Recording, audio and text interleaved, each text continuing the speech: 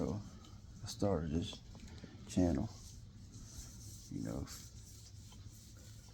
to it started out, to have fun and to tell my story.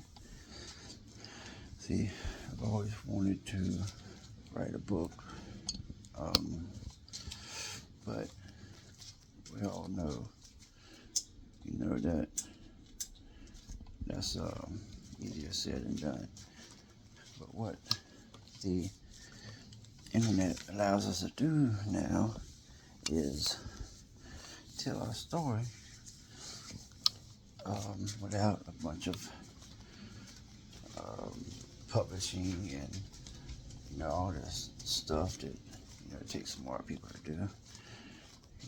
Because normal people like myself, missed out on a lot of education. So all we know is just pure,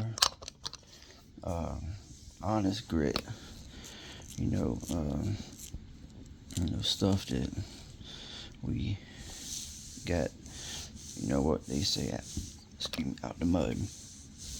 So as I tell my story, and for those ones that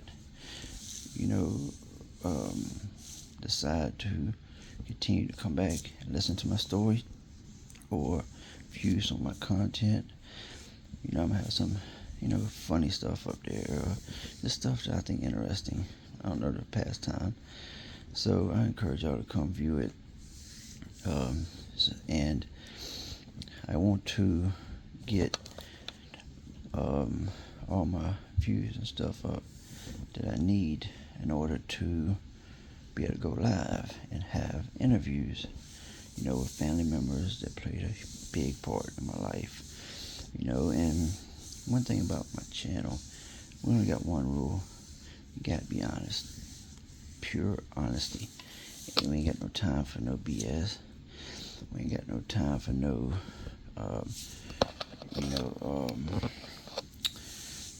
whatever it is, that fake stuff. This is straight gutter. This is what this is. This is real as it gets. I'm gonna touch on a little bit tonight, about who I am, a little bit of my background, but mostly, about who I am, who my parents is, and stuff like that. And then I'll come back tomorrow. I like to do 2 parts, one in the morning and one in the evening. As I do this, I will, if my viewers will give me some input and some, not only encouragement, but some opinions of how long maybe I should make the videos, or, because it means something to me that y'all have time to view these stories, these sessions, because this is what, this is what this is about. This is about sharing my life story, my experiences, and, if I survived and, turn my mishaps and my, lessons into blessings and, stuff like that, I encourage everyone else that's going through situations that they could do the same and even better, because I just did what they call, I held it in the road. That's all I did. I ain't no superstar. By no means did I make a big impact on the streets or anybody's life or anything like this. I just ordinary dude that has a pretty interesting story, actually. A little more interesting than other people's lives that I've been in contact with over time in my life. Mine in no way is it boring. In no way is it boring. And it's going to be pure honesty. Mostly everything I say, as far as the far-fetched stuff, you better look it up in, newspapers, old newspaper clippings and stuff like that from libraries or Google. The names I throw out there are real. You better search them. So yeah, this stuff is gonna be proven, and a lot of y'all might be like, man, ain't no way that boy telling the truth. Ain't no way. But that's why I'm doing this, because I think I got a actually pretty interesting story. All the way down to the chipped tooth I got. Yeah, I'm gonna touch on that too. I remember when that happened. Everything's got a meaning. So yeah, let's start off with this. I'm 43. I was born in a little town called Georgetown, South Carolina, in which I'm not from Georgetown. I am originally from Pawleys Island, but we didn't have no hospital. We were a small island. And my early life, I remember being in two precise locations.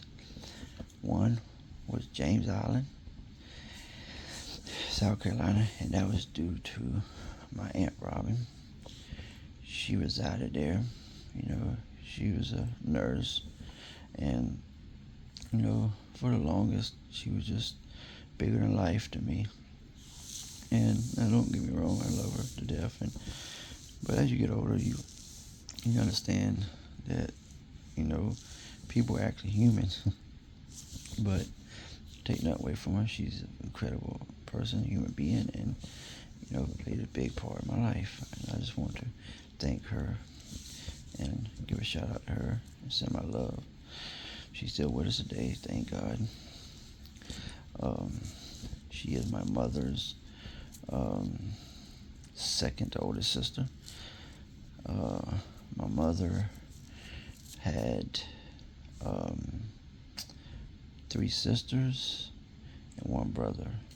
So there was, start from the youngest to the oldest. So the youngest was my Aunt Noel, then my Uncle Creighton, then my mama, and then my Aunt Robin, and then my Aunt Sherry. I'm pretty sure that's how it goes. All offsprings of such an amazing person in my granny that we call Granny Ray. Joanne Ray, she was absolutely the most beautiful and just special person I have ever encountered, had ever met. And she really just, when she comes in contact with you, she just, the love she brings is unreal. Never saw her cry but one time, and I'll touch on that. But let me get back to my childhood. So I bounced around from James Island to Pawleys Island. Those are the 2 first places that I remember. I remember, early on in school, I can't remember what grade it was, but it was so such and such beginning that we used to walk to the bathroom. This is in James Island Elementary, and we used to brush our teeth.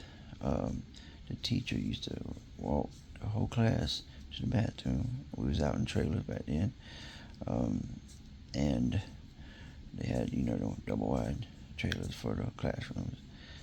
And my cousin Laura, my Aunt Robin's youngest child, she's my age, couple months younger, but she went there too. We was more like brothers and sisters than cousins. So I'm sure that they played a big part of why my mama was in James Island. Now, I do remember not living with them much. I remember living with my mama, and she, had a boyfriend, and we lived with a doctor. I do remember that. And then my mama left, and all of a sudden I was with a friend of mine, which ended up being my first girlfriend, Sarah Richardson. She's on Facebook. People could look her up. Sarah, Ricardo, I think it is. I'll get a name for you, but we done reached out and made contact, and I'm gonna let her know about what I'm doing, and hopefully she'll be a part of this. Great person, and when I reached out, she was very receptive, and yeah, my very first girlfriend, and for a long time, she was larger than life, let me tell you. But anyway, she got married and moved on. Man, yeah, I think I was like 5 or 6. But anyway, and I remember just out of the blue one day, I don't remember how long I stayed there, but out of the blue one day, you know, my mom pops up and takes me with her, and we go to Pawleys Island. And we stayed in Pawleys Island for pretty much the remainder of my youth. Of course, we bounced around different places, but for the most part, majority of my time was, you know, attached to Pawleys Island. You know, my mama she was a rambler. She was a here, there, everywhere type of person. She could not sit still, and I got her honest. So, with that being said, so, you know, she had a boyfriend at the time, and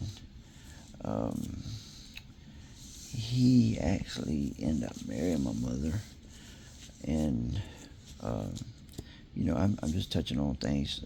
I'm giving y'all the just a whole picture, and I'll come back and fill in some, you know, gaps in the story timeline. But she ended up marrying him, and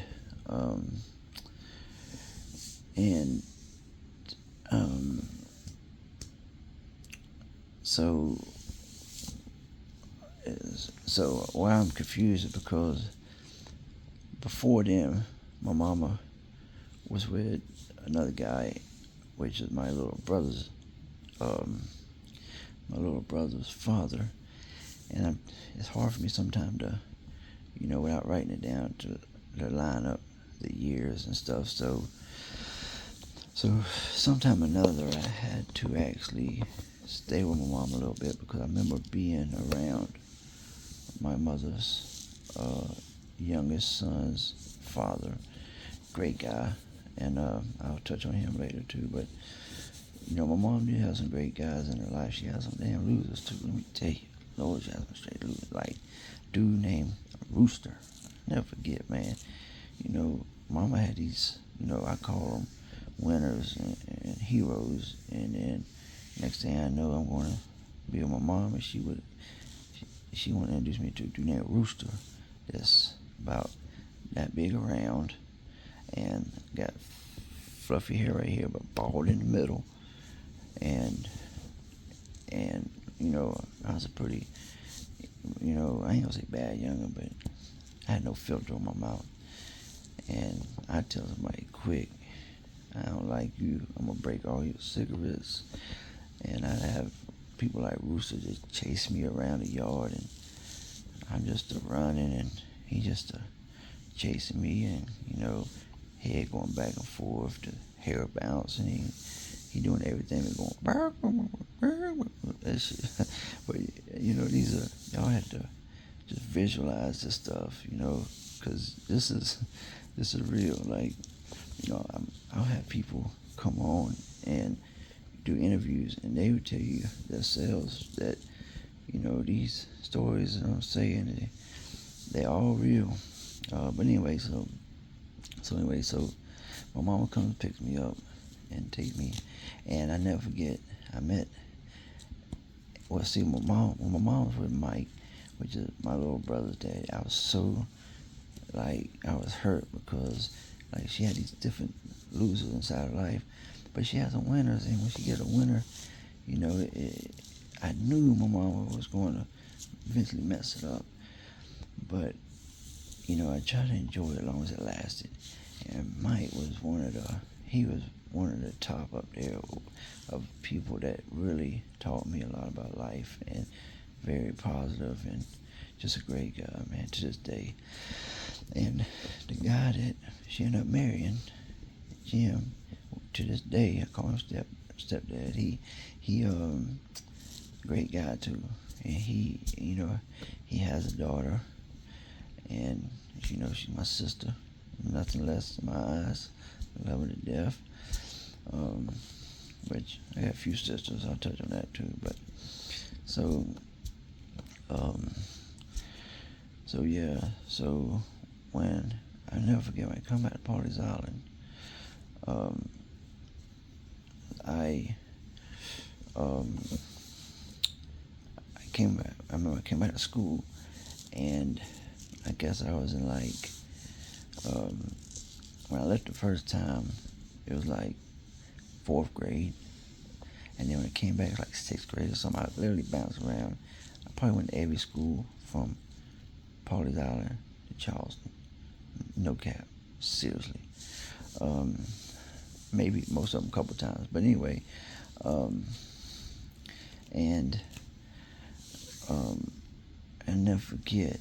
Um, I made some real tight bonds that I end up, you know, um, to this day, I am attached to some of those people.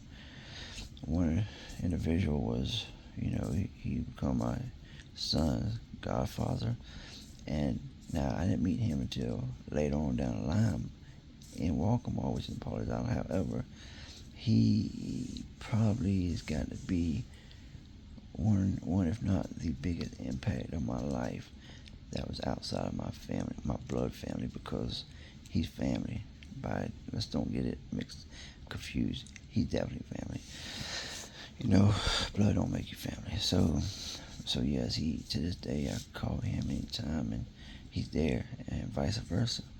And I'll have him on probably a few times because we got so much stories, to share that man, that's a book by itself, just me and him.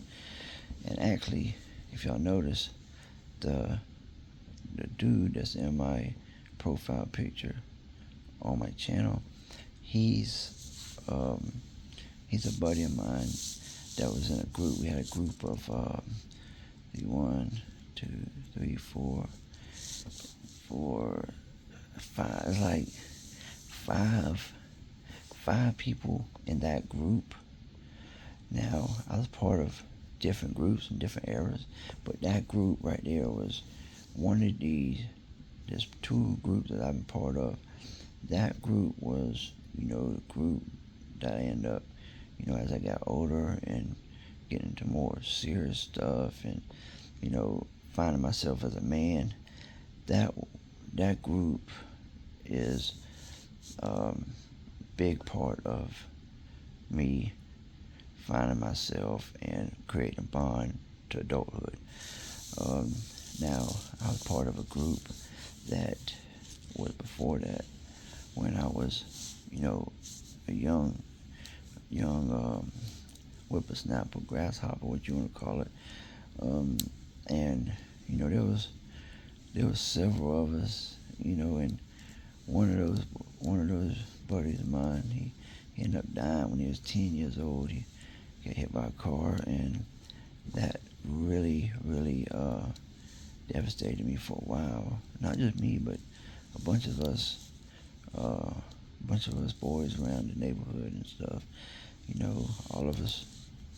All the boys was pallbearers, and we wore silk shirts and stuff like that. So, that's gonna be a whole chapter by itself. But anyway, so I'm jumping around, I know, but I'm trying to just give just a broad view of things I'll be touching on. So, yeah, so I'm back at Pawleys Island, and I don't come back to Charleston until James Island actually is in Charleston, for people who don't know. So I come back to Charleston when I was 18. Between those times now, I've been to other places and all that, but these are the main focal points of my life that played the biggest part of my life. So I came back when I was 18.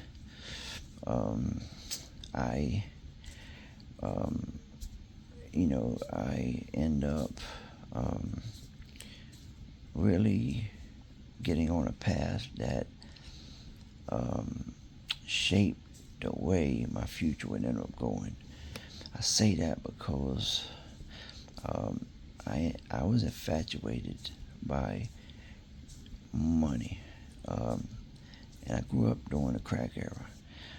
And the group that I came up with, we was all into the street life, and most of our not really. Actually, my parents probably was the only parents. The rest of the parents wasn't into drugs like that, more or less drinking or whatever. But most of the people I hung with, as far as that older crowd, you know, their people might drink, but it wasn't in the hard drugs like my family was. My mom, and she I love her to death, but she took a rough road, man. But that don't make her. She was a sweet woman, and I don't want to cast no bad vibe on her at all. My mama was a beautiful person on the inside, and like I said, her choices did not dictate, or did not really reflect who she really was as a person. She had a great big heart. She never met a stranger. She would literally give anybody the shirt off her back, and she would go hungry before she let somebody else go hungry, honestly. So, but anyway, so Charleston, when I came back in '98 when I was 18, how it dictated is I made a bond, a friendship with a fella, and to this day we was talking up to a month or two ago, and I'll touch on that later on. As of now, I don't have much rap for him. Like I said, this is a pure, honest channel, and I will air it out, and I will let it be known why. And I'm not sugarcoating my side, his side, no side. I'm telling like it is. But anyway, we was really tight. He's a black dude, and I end up, introducing him to his first white girl that he ever had relations with, and that was it was a joke for a long time that, he's great. He's a great guy, man. He really is. Like other things, sin and, just the lustful eye of sin really causes people to, treat other people and the people that they love and got bonds with a certain way that will cause them bonds to be broken. Lies and just deceitfulness, just greed. But anyway, so we end up, up until then, I still had this yearning to be the biggest drug dealer I could possibly be. I was infatuated by, the whole street life and the jewelry, and I was raised up around some really big, drug dealers. My mama actually was caught up into a federal indictment, which I was in a witness protection program, and that's the reason for some of these gaps, and I'll touch on that. And that's probably a couple of days just to touch on this indictment my mom got caught up in, and my family got caught up in it, and my mom got pulled into this racketeering enterprise when she was like 16, and anyway, so of course I was born in it, my older brother born in it, my little brother born in it. I was the only one that went into the witness protection program with my mama. My family had certain people, distant family members, by marriage. They had a bounty on my mama's head, and also the FBI agent's head and SLED agent's head, and my distant relatives was You know, he was a chief of police of a county, and I'll touch on him too. I got no anger, hostility to him. I love him to death. Like, again, his choices don't reflect who he is neither. He really has called. He done a lot of good in people's lives, and I'm not going to let the devil cause me to look at him other than with honor and dignity. And I'll explain that later. Y'all probably wonder, damn, he tried to kill your mama. How can you look at him in any kind of way but hatred? Hey, mama was wrong, and I stand on what's right, what's wrong, wrong. I can't say that, you know, if somebody's mama did what my mama did, I wouldn't do the same thing. I mean, that's what it is. But anyway, thank God nothing ever transpired as far as people getting hurt. People did get time, went to prison for it. But either way, so I was born into the life of drug dealing. And I was around it my whole life. A lot of money. I wanted to be a part of it. I wanted to continue to, you know, be a part of what I was, you know, what I've seen my whole life. Nice cars, brand new Cadillacs, you know, the brand new Crown Vics when they came out, you know, everything that money, buy bag phones, just, you know, when our little baseball cards, Nintendos, man, we didn't want for nothing until the feds came and put a stop on all that. They came, and one day they changed my whole family's life, turned it upside down. Yes, turned it upside down, literally. But anyway, so when they came out to lock up my family and my cousins and everybody, you know, I didn't see it because I was somewhere else at the time, in Pawleys Island, and my family was in the town they was at, about 20 miles away, and my cousins tell me they looked like literally a funeral. They wondered who died, and till the feds started turning into the yards and just being gentlemen in suits, picking up my family members. And my mama, you know, she her actions led up to why we had to go into that protection program. But anyway, I don't condone none of that. Just let you be known, mama, I don't condone people telling to get out of their mistakes and their bad decisions. I don't believe in putting more problems on somebody else just to make yours lighter. I don't believe that. I believe if you're all in it together, you all should go down the same together.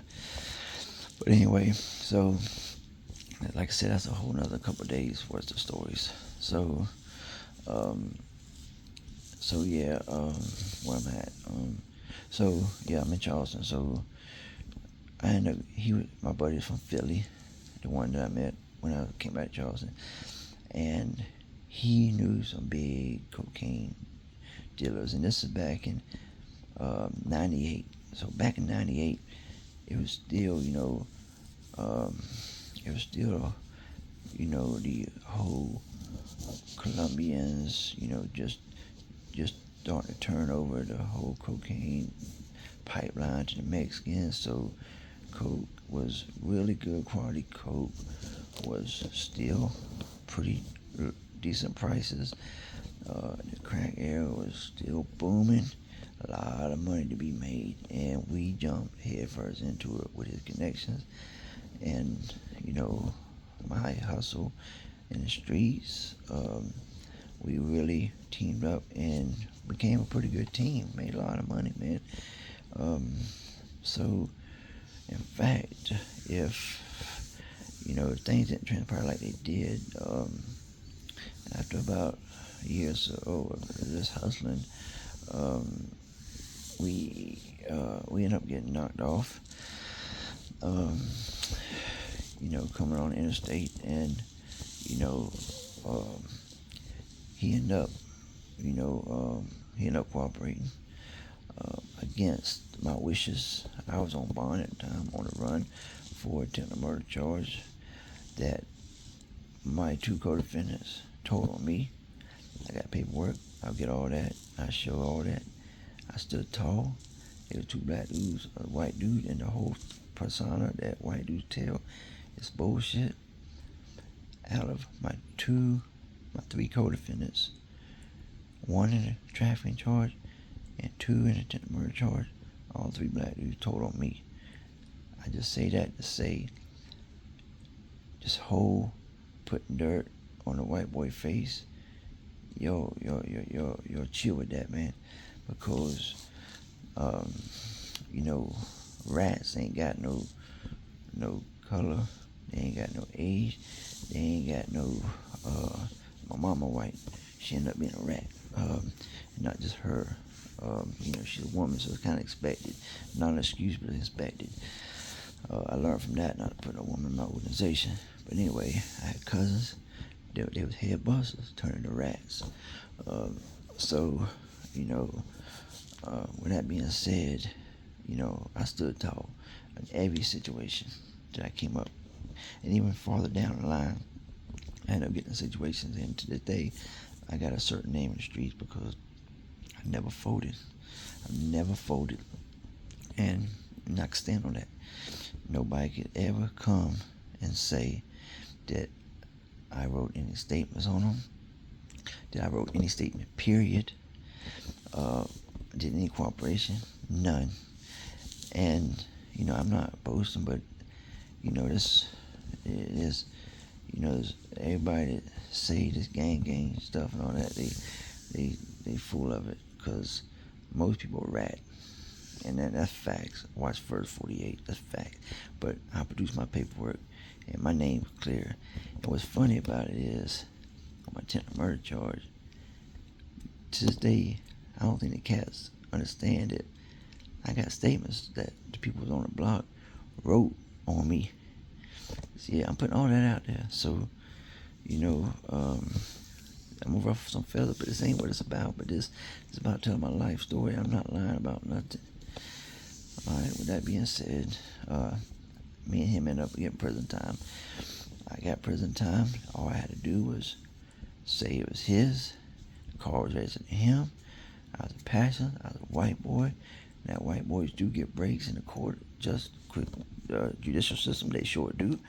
The black man gets drugged. They do. They get the bad end of the stick. The facts is wrong. But the facts, again, I was never going to join the whole, you know, playing my card, my race card, because, you know, I'm staying solid, I'm being real, you know, and I'm not going to put that on him. Even though he decided to do what he do, I had to do my time because I'm not writing no statement. I'm not cooperating at all. So, and we both do prison time. When we got out, I did forgive him because he didn't rat on me. However, you know, he ratted on his homeboy. It's wrong. I never got back in the game with him. That part of our life was done. However, he was like a brother to me, man, and that's to this day why I'm hurt, man, because I you know, some principles that I stood on, you know, I turned my back on my own principles for this dude, man, and for him to just be so petty and, you know, just, anyway, I'll share all that later with y'all, man. Anyway, so I ended up doing time, getting out. Before I went in, I met my baby mama. We ended up getting married, having a youngin'. When I got out, she stuck with me through my whole bid. You know, I ended up doing about 4 years. Stuck with me the whole time. Like I said, we got out, got married, had a youngin', beautiful baby boy, 16 years old this day. You know, of course, she hates me to this day. I did her terrible. But anyways, I regret it. So anyway, that's that. All that led to me right now. I'm engaged to a sister. She's got a 13-year-old little boy. You can't say that he's nothing but my youngin', because I love him to death. I treat him as he's mine, and in my eyes he is. So I have a boy, she has a boy, and we going through our situations, but we trying to, build this future together. So I'm gonna end that right now with that. I'm gonna come back sometime tomorrow, probably around maybe breakfast, and you know, um, do at least 15-20 minutes or something like that, and finish up this whole broad outlook on my life as a whole, and then I'll start out with the whole timeline thing, get more specific, and as I get the paperwork and stuff like that and tell a story, I'll implement that into it, because I'm backing everything up with truth, paperwork, and evidence. And I'll put some family members as interviews, and let them tell their side of what they saw my life as, how I treated them, and how they look at me, and all that.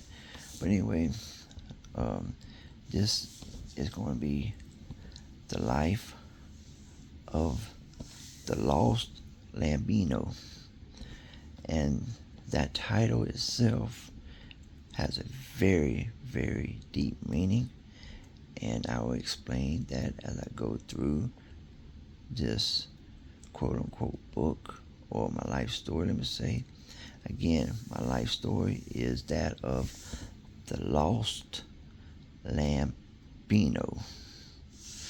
Alright, y'all have a good night, and see y'all tomorrow.